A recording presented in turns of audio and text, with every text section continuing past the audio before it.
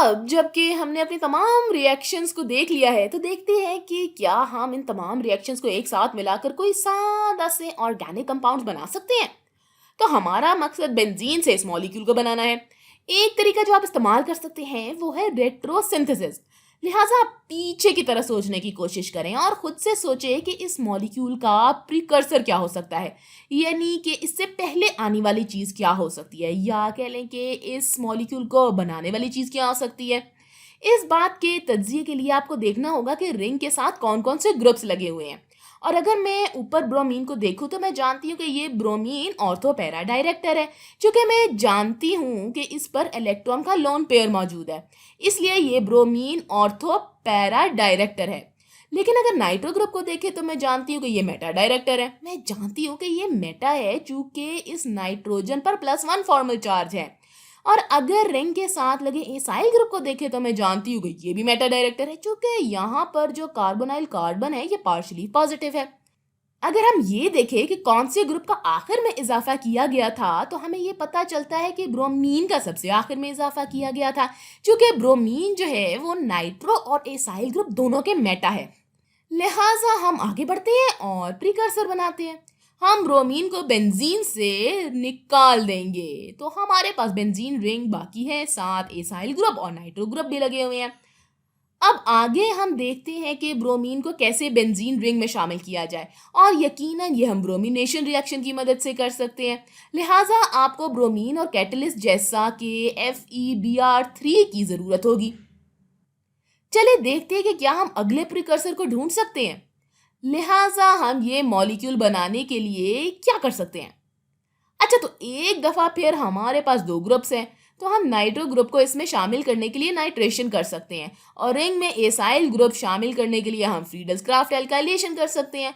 तो सवाल इधर ये बनता है कि पहले कौन आता है, और हमें ये पता चलता है कि हम रिंग पर पहले से मौजूद ताकतवर डीएक्टिवेटिंग ग्रुप की मौजूदगी में फ्रीडल क्राफ्ट एल्काइलेशन नहीं कर सकते। और ये जो नाइट्रो ग्रुप है ये बहुत डीएक्टिवेटिंग है, जिसका मतलब यह है कि हम पहले नाइट्रो ग्रुप का इजाफा नहीं कर सकते।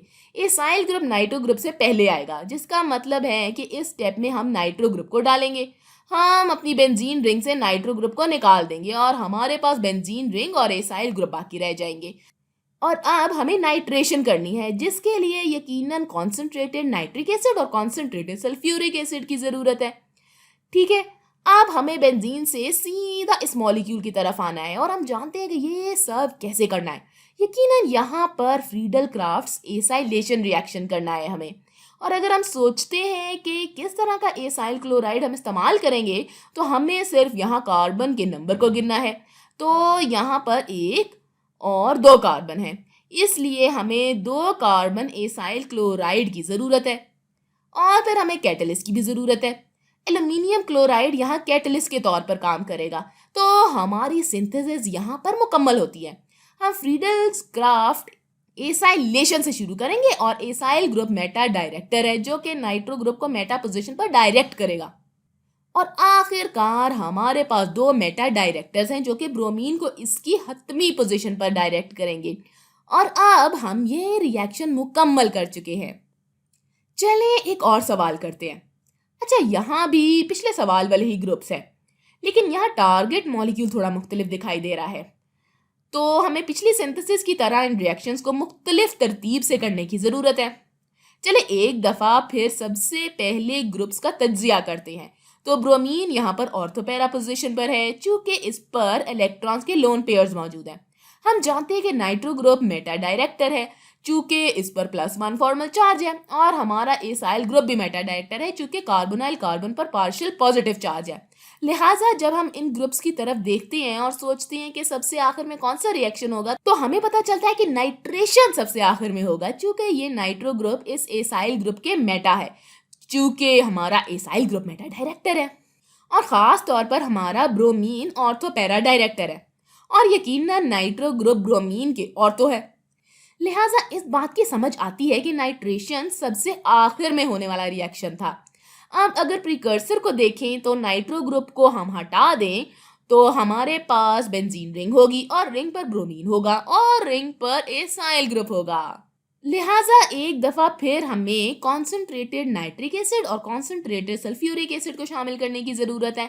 और अगर हम इस मॉलिक्यूल के प्रिकर्सर के बारे में सोचते हैं तो हमारे पास एक बार फिर रिंग में ऑर्थो पैरा डायरेक्टर है और मेटा डायरेक्टर है। और हमारे पास दो ग्रुप्स हैं, ब्रोमीन और एसाइल ग्रुप, जो कि एक दूसरे के पैरा है, जिसका मतलब ये हुआ कि ortho para director acyl group को पैरा पोजीशन पर डायरेक्ट करते हैं। लिहाजा हम इधर फ्रीडल्स क्राफ्ट एसाइलेशन रिएक्शन करते हैं। इसका मतलब है कि हम एसाइल ग्रुप को निकाल लेंगे तो हमारे पास बाकी ब्रोमोबेंजीन रह जाता है और हम यहाँ फ्रीडल्स क्राफ्ट एसाइलेशन रिएक्शन कर रहे हैं। एक दफ़ा फिर हमें एसाइल ग्रुप पर दो कार्बन चाहिए। मैं इनकी निशानदेही कर देती हूँ, एक और दो। लिहाजा हमें दो कार्बन एसाइल क्लोराइड की ज़रूरत है। आगे बढ़ते हैं और दो कार्बन एसाइल क्लोराइड लिख लेते हैं। एक दफ़ा फिर हमारा कैटलिस्ट एल्यूमिनियम क्लोराइड होगा। और हो सकता है कि आप सोचिए कि मैं जानती हूँ कि ब्रोमीन डीएक्टिवेटिंग है, लेकिन फिर भी हम डीएक्टिवेटिंग ग्रुप के साथ फ्रीडल्स क्राफ्ट एसाइलेशन कर रहे हैं, तो ये कैसे? यहाँ तक कि ये ऑर्थो पैरा डायरेक्टर है। तो आप याद रखें कि ये सिर्फ एक कमज़ोर डीएक्टिवेटिंग ग्रुप है। एक स्ट्रॉन्ग डीएक्टिवेटिंग ग्रुप की मौजूदगी में आप एल्काइलेशन या एसाइलेशन नहीं कर सकते। और चूंकि ये एक कमज़ोर डीएक्टिवेटिंग ग्रुप है, इसलिए आप ये सब कुछ कर सकते हैं और आपको पैरा प्रोडक्ट मेजर प्रोडक्ट के तौर पर हासिल होता है। मुझे लगता है कि आपको थोड़ा बहुत यहाँ ऑर्थो भी मिलेगा। अच्छा, तो अब हमें सिर्फ ये करना है कि बेंजीन से सीधा ब्रोमोबेंजीन की तरफ आना है और ये बहुत आसान है। यहाँ पर सिर्फ ब्रोमिनेशन रिएक्शन होगा। लिहाजा हमारे पास ब्रोमीन है और कैटलिस्ट है और फिर हमारी सिंथेसिस मुकम्मल हो जाती है। अच्छा, तो इस बार हमने ब्रोमिनेशन रिएक्शन से शुरू किया है और ब्रोमोबेंजीन बनाया है। ब्रोमीन ऑर्थो पैरा डायरेक्टर है और ये हमारे एसाइल ग्रुप को पैरा पोजीशन पर डायरेक्ट करेगा, जो कि हमारा मेजर प्रोडक्ट है। और फिर यकीनन हमने यहाँ पर नाइट्रेशन की है और हमारे पास ऑर्थो पैरा और मेटा डायरेक्टर्स हैं, जिसका मतलब है कि नाइट्रो ग्रुप इस पोजीशन पर आएगा और हमने ये रिएक्शन मुकम्मल कर लिया है। तो इस तरह से आप सिंथेसिस के सवाल के बारे में सोच सकते हैं, यानी आप रेट्रो सिंथेसिस करेंगे, यानी कि आप पीछे की तरफ सोचेंगे और टारगेट मॉलिक्यूल तक जाएंगे। तो अगली वीडियो में हम मज़ीद मिसालें करेंगे जो कि थोड़ी सी मुश्किल हो सकती हैं, तो आप तैयार रहिएगा।